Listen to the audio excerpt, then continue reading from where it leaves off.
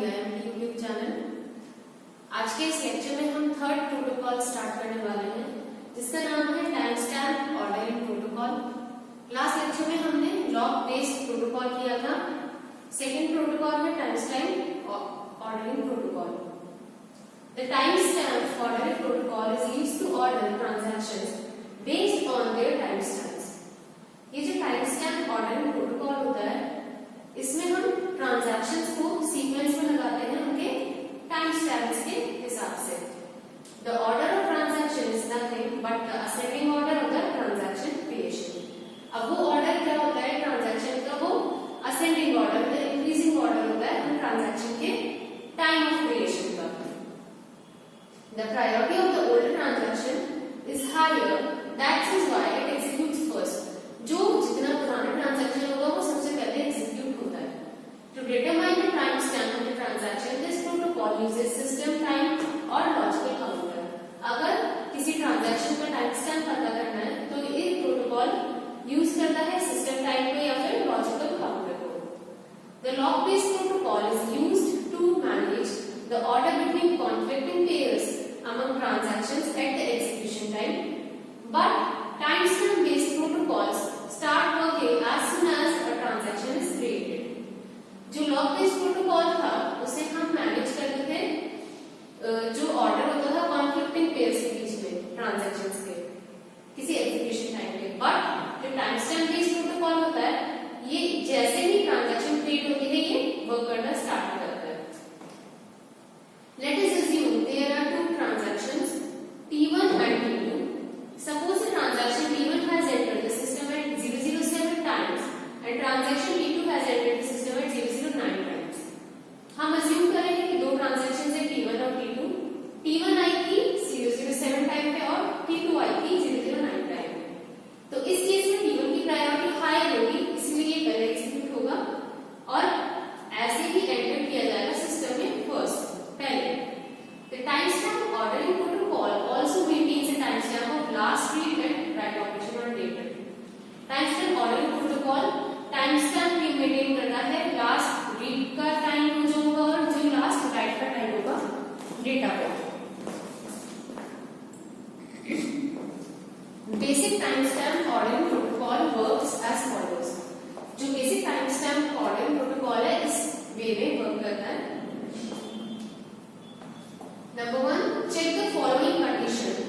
Whenever a transaction TI issued a read-X operation. सबसे पहले जब भी कोई ट्रांजैक्शन T है उसने कोई रीड ऑपरेशन अगर एग्जीक्यूट किया है तो ये वाली कंडीशन हम चेक करेंगे। सबसे पहली है if WTSX is greater than TSTI then the operation is rejected. अगर ट्रांजैक्शन X का राइट ऑपरेशन का टाइम बड़ा है ट्रांजैक्शन S से तो ऑपरेशन रिजेक्ट कर लिया जाएगा। अगर if WTSX is less than equal to TSTI then the operation is executed. Timestamps of all the data items are updated. Check the following condition. Whenever a transaction TI issues a write-X operation, if यहाँ पर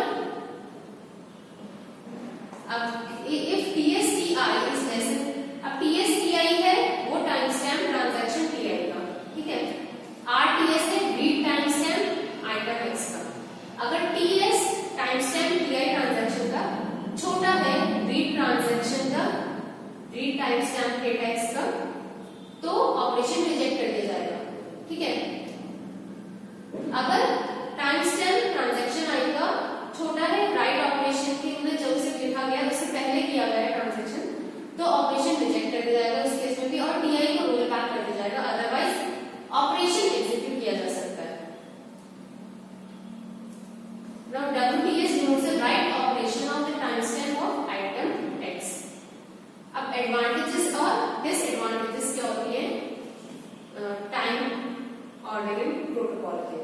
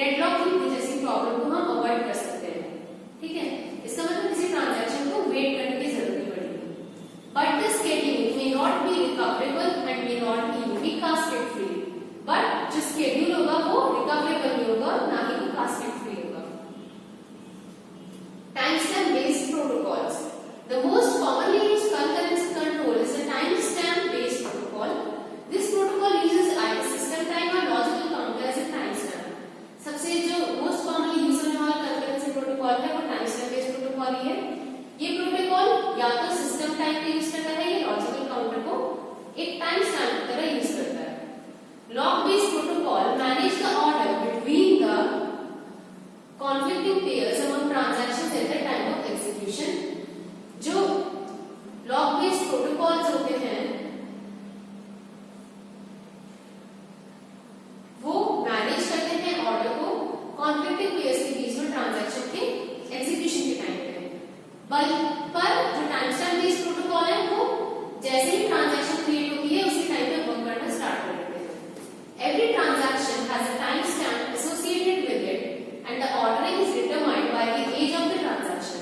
हर transaction, किसी भी time stamp transaction, हर transaction का एक time stamp होता है उससे जुड़ा हुआ, और उसकी ऑर्डरिंग उस ट्रांजैक्शन की एज के बेसिस पे डिटरमाइन की जाती है। A transaction created at 0002 clock time would be older than all other transactions that came after it. Suppose 2 बजे कोई ट्रांजैक्शन क्रिएट की गई है तो उसके बाद में चाहे 3 बजे हो, 2:01 पे हो, 1 सेकंड पे हो, वो उसके बाद में ही आएगी ऑर्डर में। For example, if a transaction Y entering the system at 0004 is 2 seconds younger and the priority would be given to the older one. Suppose कि 2 सेकंड बाद में कोई ट्रांजैक्शन आई है तो वो 2 सेकंड ओल्डर मानी जाएगी और इसीलिए उसकी प्रायोरिटी बाद में होगी। In addition, every data item is given the latest read and write timestamp. साथ ही में हर डेटा आइटम को एक लेटेस्ट रीड टाइमस्टैम्प दिया जाता है, latest right timestamp. This lets the system know when the last read and write operation was performed on the date time. मतलब इससे system को ये बताया जा सकता है कि लास्ट रीड और राइट ऑपरेशन कब परफॉर्म किया गया था। Now, what is timestamp ordering protocol? The timestamp ordering protocol ensures serializability among transactions in their conflicting read and write operations. जो timestamp ordering protocol होता है वो ensure करता है serializability उन transactions के बीच में जो read और write operations पे conflict कर रही होती है। This is the responsibility of the protocol system and that the conflicting pair of tasks should be executed according to the timestamp value of the transactions. ये प्रोटोकॉल सिस्टम की responsibility है कि उन टास्क में जिनका टाइम स्टैम्प कॉन्फ्लिक्ट कर रहा है वो एग्जीक्यूट हो उनकी टाइम स्टैम्प वैल्यूज पे ट्रांजैक्शंस की। Time stamp of transaction ti is denoted as tsi, read time stamp of data item is denoted by r, time stamp x, right is denoted by w time stamp x। अगर हमें read operation perform करना है किसी transaction ti में तो अगर उस transaction ti का टाइम स्टैम्प उसके जब वो लिखा गया है उससे पहले का है तो ऑपरेशन रिजेक्ट किया जाएगा, ठीक है, रीड नहीं किया जा सकता। लेकिन अगर उसी ti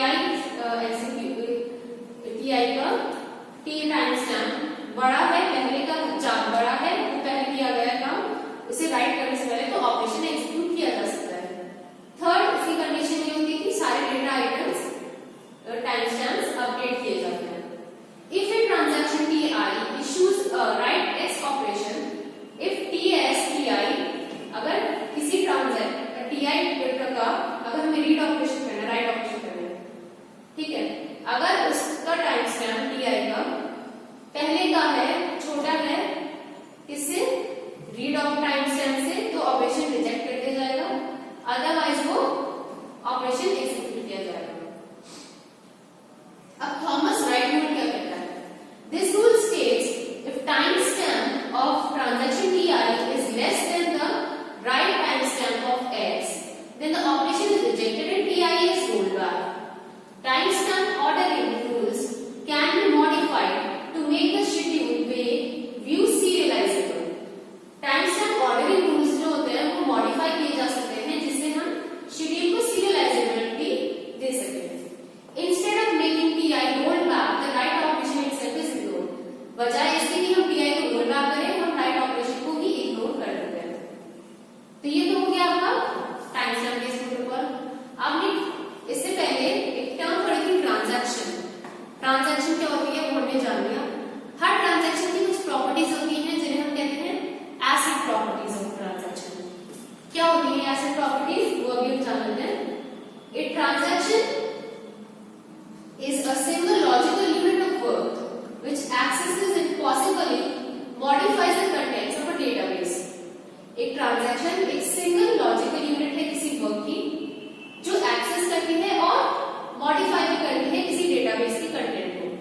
transaction access data using read और राइट ऑपरेशन। कोई भी ट्रांजैक्शन में रीड ऑपरेशन होते हैं या राइट ऑपरेशन होता है। In order to maintain consistency in a database before and after the transaction, certain properties are followed. अब डेटाबेस में अगर हमें कंसिस्टेंसी मेंटेन रखनी है किसी ट्रांजैक्शन के होने से पहले और उसके होने के बाद भी, तो हम उसके लिए ऐसी प्रॉपर्टीज फॉलो करते हैं। ये ऐसी प्रॉपर्टीज क्या होती हैं? A stands for atomicity, C stands for consistency, I stands for isolation and D stands for durability. Atomicity क्या होता है? By this we mean that either the entire transaction takes place at once or doesn't happen at all. There is no midway, that is transaction do not occur partially. Each transaction is considered as one unit and either runs to completion or is not executed at all. It involves the following two operations. Atomicity वाली property कहती है कि या तो सारी की सारी transaction होगी या फिर एक भी पॉसिबल नहीं है। अच्छा, मतलब इसका कहने का मतलब है कि पार्शियली कोई ट्रांजैक्शन अकर नहीं हो सकती।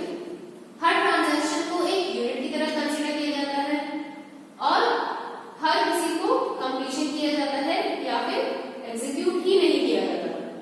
इसमें दो ऑपरेशन होते हैं। पहला होता है abort। If a transaction aborts, changes made to the database are not visible. अगर ट्रांजैक्शन अबॉर्ट हो गई, ठीक है, तो जो डेटाबेस में चेंजेस किए गए थे उस ट्रांजैक्शन में वो विजिबल नहीं होंगे। Now commit. If a transaction commits, changes made are visible. क्योंकि commit का काम क्या होता है? डेटाबेस को सेव करना। तो अगर ट्रांजैक्शन कमिट करी है हमने, तो जो भी चेंजेस हमने बनाया उसमें वो विजिबल होंगे। इसीलिए हम एटॉमिसिटी को हम ऑल और नथिंग रूल भी कहते हैं। Consider the following transaction T consisting of T1 and T2. Transfer of 100 from account X to account Y. If transaction fails after completion of T1 but before completion of T2, then amount has been deducted from X but not added to Y. So this results in an inconsistent database state. Therefore, the transaction must be executed in entirety in order to ensure the correctness of database state. Suppose एक transaction हुई है जिसमें हमने 100 rupees transfer किए X से Y तक। अगर transaction fail हो गई, मतलब टास्क T1 हो गया पर T2, मतलब सपोज हमने पैसे ट्रांसफर कर दिए पर उसके में हमने रीड नहीं किए कि इतने पैसे आ गए, अमाउंट डिडक्ट हो गई पर ऐड नहीं हुई हमारे में, तो एक इनकंसिस्टेंट डेटाबेस स्टेट क्रिएट हो जाएगी। इसीलिए ट्रांजैक्शन या तो पूरी की पूरी एग्जीक्यूट हो या फिर एक बिल्कुल भी एग्जीक्यूट ना हो, जिससे डेटाबेस स्टेट करेक्ट स्टेट में रहे। ठीक है, तो स्टूडेंट्स आज के लेक्चर में हम इतना ही